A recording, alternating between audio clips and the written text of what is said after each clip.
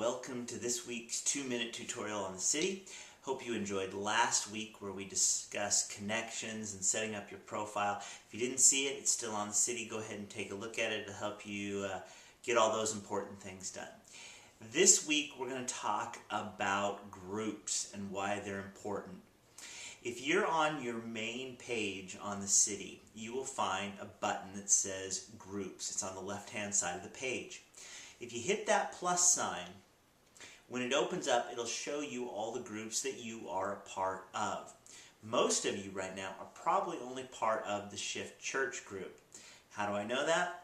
Because in order to get into the other groups, you need to either be invited in or ask to be invited in.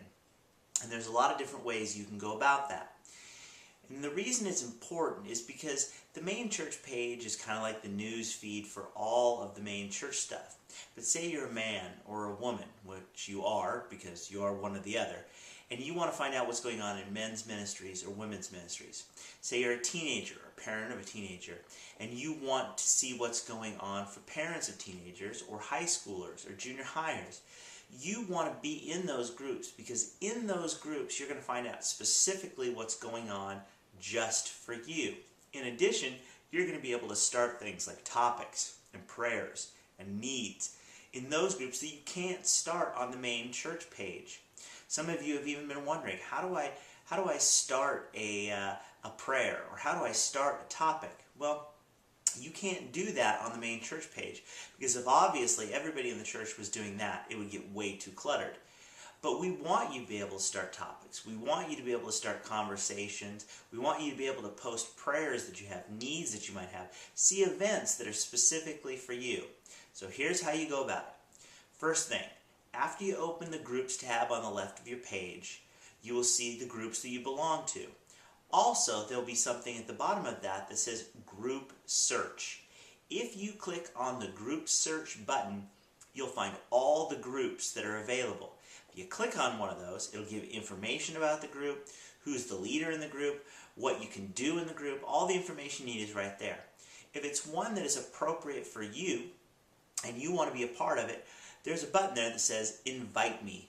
And once you get invited, then your invitation will be accepted and you'll be able to go in there and you'll be able to do things that you cannot do on the main church page. So groups are really, really important. So find groups that are appropriate to you and get involved in them. And with that said, I want you to know there are 2 groups that you find on there that are brand new this week. There is a Shift Book Club Lebanon and a Shift Book Club Albany. We're starting a book club. It'll start in May. We're going to meet once a month, and we're going to introduce the new book that we're going to be reading each month, and we're going to have a time to eat and discuss the book we just read. But the most important thing is that throughout the month, if you're a part of that group, we're going to be able to hold each other accountable to stay up on our reading, to start topics and discussions about what God is saying to us through the book.